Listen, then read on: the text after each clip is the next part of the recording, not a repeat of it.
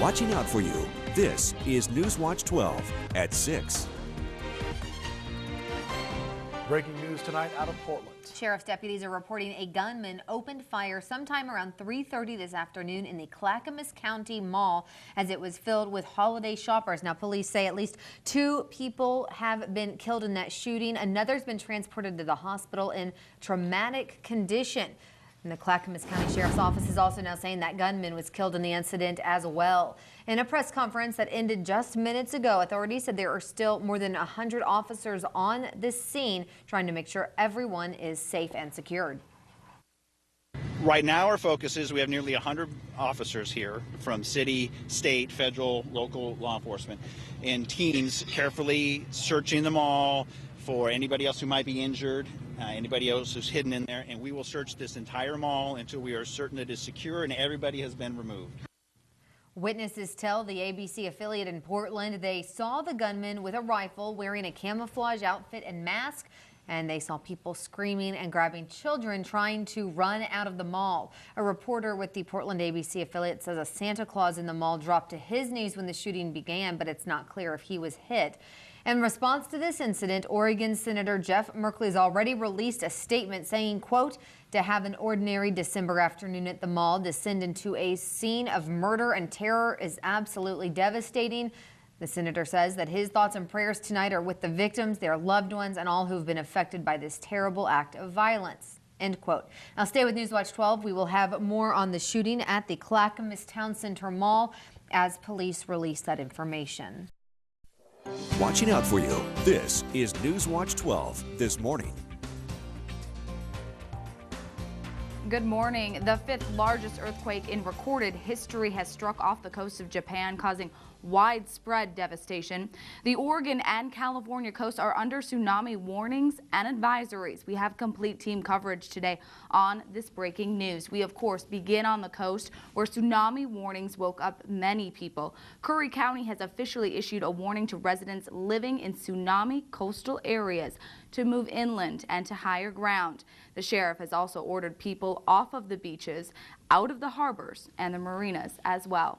We will continue our coverage, but we do want to go right now to Kristen Ketchel, who's in the Weather Center. She has more on the tsunami warnings that will affect our coastline. Well, there are tsunami warnings that extend the entire length of the West Coast this morning. Let's take a look at where the initial earthquake actually hit, just off the coast of Japan, several hundred miles north of Tokyo. That was an 8.9 magnitude quake with a 7.4 magnitude aftershock, so a very strong earthquake, and that has prompted the Tsunami Warning Center to issue tsunami warnings from most of the length of the West Coast. That's all the way from Alaska through British Columbia, even into Washington, Oregon, and California, as far south as the California-Mexico border. So this is a potentially serious situation for areas along the coast. If you are in one of those warning areas, you are going to want to take the necessary precautions. Estimated wave arrival times, Cape Blanco around 7:11 a.m. The Oregon-Washington border, the first initial wave should arrive around 7:12. So really the main threat between 7 and 7:30 a.m. this morning.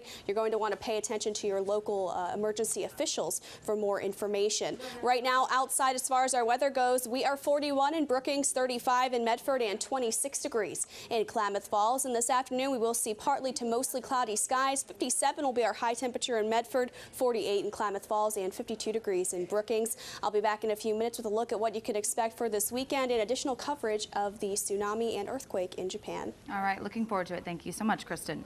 Well, as we told you, Brookings woke up to sirens at 4 this morning. Sirens and resulting evacuation are regularly tested. The same is true in Crescent City. This video is from last March when Crescent City had an emergency drill preparing for something like this to happen. The area is susceptible to tsunamis, even being called the tsunami mecca of the West Coast.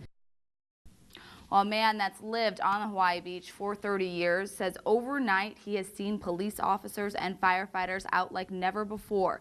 We spoke with Mark Murata, who is in Hawaii on Kailua Beach. That's one area that's being evacuated overnight. Mark's home is just about 4 houses outside the evacuation zone. He says people there are taking the evacuation orders very seriously. The cars, the supermarkets and Costco and those kind of things are crowded with people trying to buy what they can for food just in case. I just came down from the mountain area to my house, and there are hundreds of cars parked up on the higher areas, just sitting there and waiting it out up in the higher ground. Well, Mark tells us the feeling in Hawaii is not panic, but rather concern. They have been through tsunami warnings before, of course, and are just hoping that this one is a practice evacuation rather than something more dangerous. Watching out for you, this is NewsWatch 12 at 6:30. A notorious suspected serial killer may have had his first victim in Oregon. FBI agents in Oregon are now asking for information. The FBI released a video of suspected serial killer Israel Keys. Keys committed suicide in jail this week and is tied to multiple murders, including the death of a barista in Alaska, at least 4 deaths in Washington state, and at least 1 in New York state and Vermont. Recently, Keys told FBI agents in Alaska that he raped but did not kill his first victim on the Deschutes River near Mount Bend, Oregon. There is no police report in Oregon that matches that, leading authorities to believe the victim may never have reported it. Earlier this week, the FBI released audio recordings of Keys in the hopes of finding any possible victims. Now, there is no one who knows me or who has ever known me who knows anything about me, really. They know they're going to tell you something that does not line up with anything I tell you because I'm 2 different people, basically. And the only person who knows about what I'm telling you, the kind of things I'm telling you, is me. How long have you been 2 different people? Long time. 14 years. Now, Keys told agents that he raped a girl in Oregon between 1996 and 1998, and that she was 14 to 18 years old at the time, making her now in her late 20s or early 30s. Police aren't sure if she lived in the area or was just visiting. If you have any information, you're asked to contact the FBI at one of the numbers you see on your screen. Josephine County citizens are being warned about a possible new phone scam. According to the county sheriff's office, an area resident got a call that came up on the caller ID as home security, and the man on the other end said he was working for Windows and needed remote access to her computer files to remove a virus. It's believed it was an attempt to access personal and banking files. If you receive a similar call, you're advised to not give any personal information over the phone. Medford police are unveiling a new SWAT vehicle. You can see the $260,000 Humvee-like truck, which can withstand multiple hits from a .50 caliber full metal jacket weapon and can provide protection for 10 officers. It was paid for with savings from the Medford police budget, and they say it should last 25 years. It's expected to be used about 20 times a year. A federal jury has rejected an Oregon mother's lawsuit against her son's school that she says did not protect him from bullying. Now, the mother's claim was the boy's Tourette's syndrome made him a target of anti-gay taunts and physical harassment. The school district argues that it has policies and training to prevent bullying, and in testimony, the mother did acknowledge the Harrisburg Middle School principal and teacher involved were willing to work with her to stop that issue. Today, the U.S. Supreme Court announced that it will soon tackle the issue of same-sex marriage. Justices have agreed to hear 2 cases, the Defense of Marriage Act and California's marriage amendment beginning in March. According to recent USA Today Gallup polls, 53% of Americans believe same-sex marriage should be legal. A Southern Oregon company is getting closer to making the former Talent Walmart store its new home. The Talent City Council approved a conditional use permit last night for light manufacturing and zone change for that property.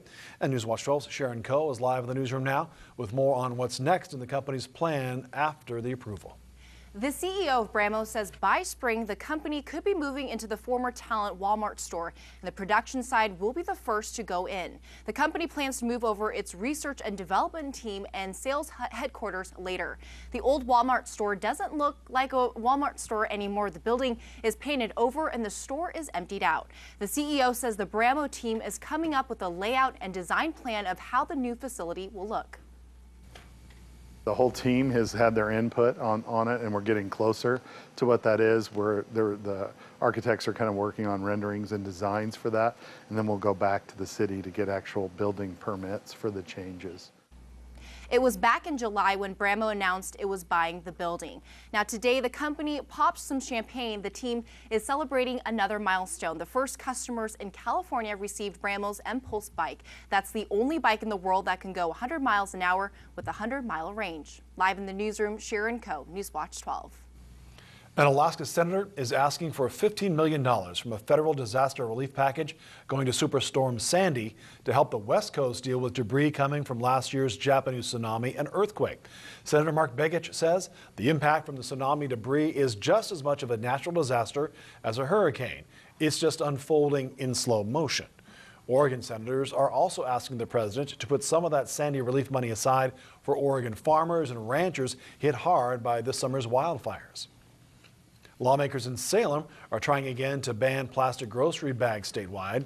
Eugene, Corvallis, and Portland have already banned the bags.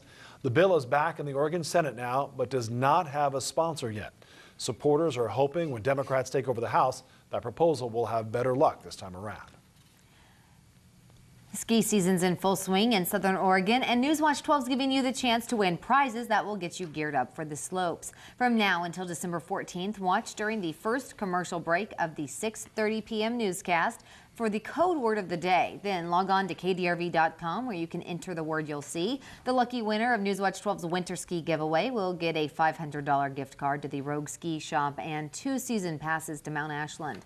That winner will be announced on Monday, December 17th, right here on NewsWatch 12 at 6:30. Today is Pearl Harbor Day, a day that will live in infamy. Coming up, we hear from Oregonians who experienced that historic American tragedy firsthand. And later in sports, the Oregon Ducks are back in practice as they get ready for the Fiesta Bowl. Plus, we'll set the stage for the first major Friday night of high school hoops. That's all coming up later in sports. Watching out for you, this is NewsWatch 12 this morning. Good morning at 6:30, Thursday, October 25th. Welcome to NewsWatch 12 this morning. I'm Ron Brown. Daniel Craig is out collecting coats this morning for us. And our temperature is 42 degrees in Medford, 31 degrees in Klamath Falls. Certainly going to need a coat outside if you're heading out to the bus stop or anything today. Our Stormwatch 12 meteorologist Megan Perry in the Weather Center to tell us if we're going to warm up much today. Today is going to be slightly warmer than where we've been the last several days, but we are going to start a warming trend today. It's a slow start, but we are going to ramp up temperatures up to 20 degrees warmer in the afternoon hours as we head into the weekend.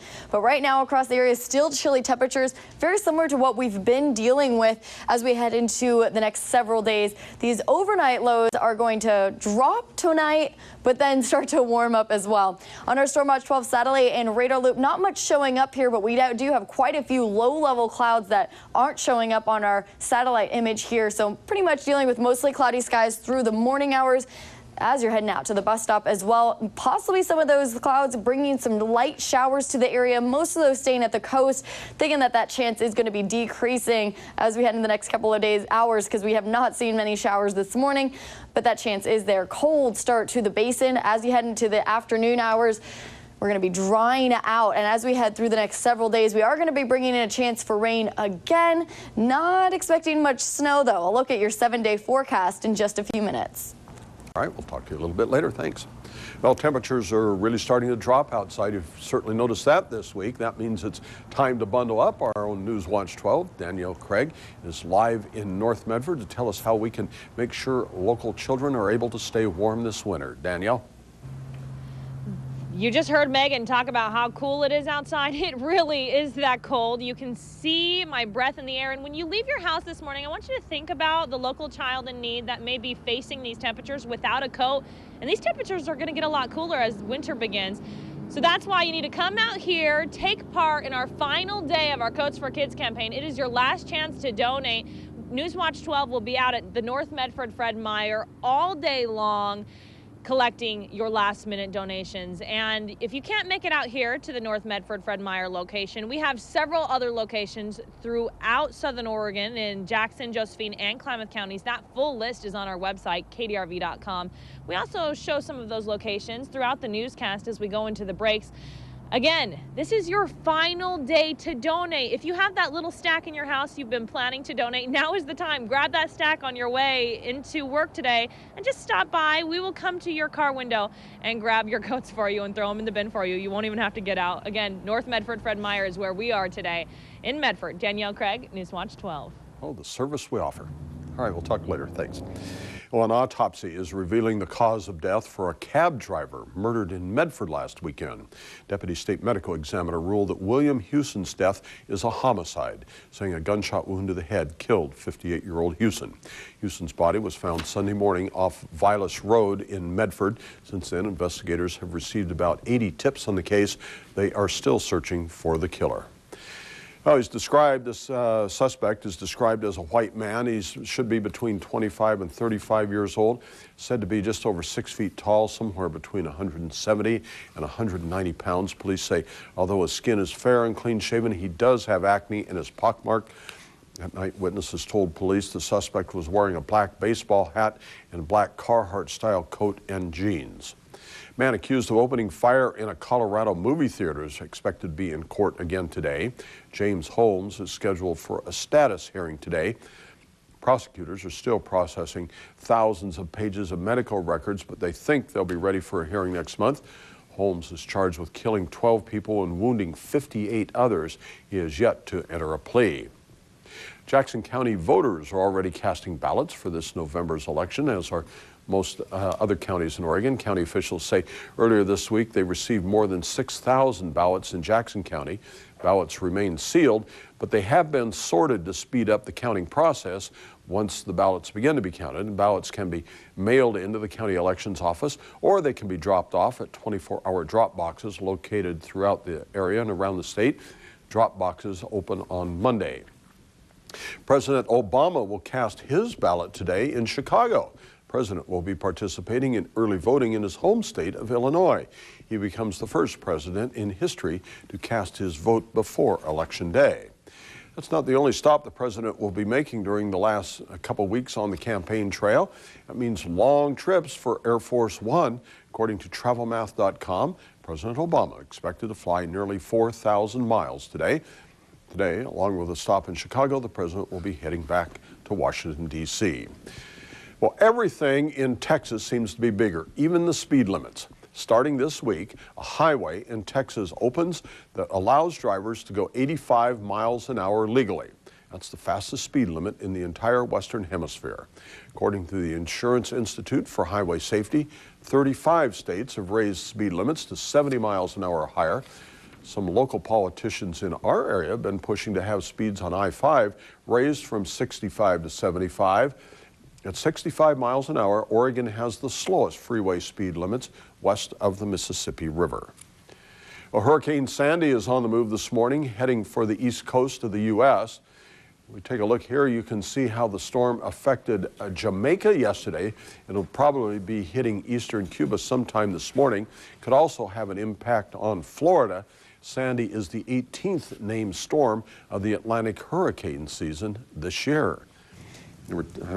Listening to Sam Champion this morning on ABC News, and he says as that thing comes up the East Coast and with the weather systems moving across the middle of the United States, if they happen to collide later this next week, could have another kind of perfect storm scenario. I said that in the first hour. Were you not listening to me, Ron? Well, I must not have listened. I'm sorry. Yeah, that system that is pushing through our area is going to finish pushing through our area today. That's going to see drying conditions for us, and it may be impacting, depending on the timing of it, may be impacting that hurricane as it moves up the East Coast. Ron's exactly right. I'm actually going to show you that in just a bit. But right now across our area, we are dealing with some clouds, and we can't really see them here in our StormWatch 12 satellite and radar loop as they are low-level clouds, but pretty overcast skies right now for most areas. But as you can see, there's not much green left. Showers have been diminishing through the morning hours. We do still have a slight chance to see a few showers pop up, but most areas will be dry throughout the day today. Temperatures yesterday well below normal. Another case that we're going to see again today. But we are going to start to warm up as we head through the next several days. At the coast today, a few morning showers possible. Looking like we're losing our chances for that. In the mountains, possibly some snow showers, but much warmer temperatures. Critter Lake closer to the 40-degree mark than the 30-degree mark today. In the basin, we do start a warming trend, and areas, even the cooler areas, getting into the low 40s today. Gradual clearing throughout the day, with some areas seeing partly cloudy skies, some areas seeing mostly sunny skies by the afternoon. We do start that warming trend as we start to head into this afternoon, but we really jump our temperatures up almost 20 degrees as we head into the weekend.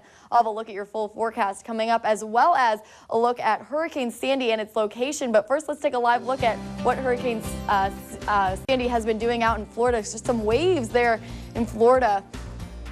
This is brought to you by airportchevy.com. Watching out for you, this is NewsWatch 12 this morning.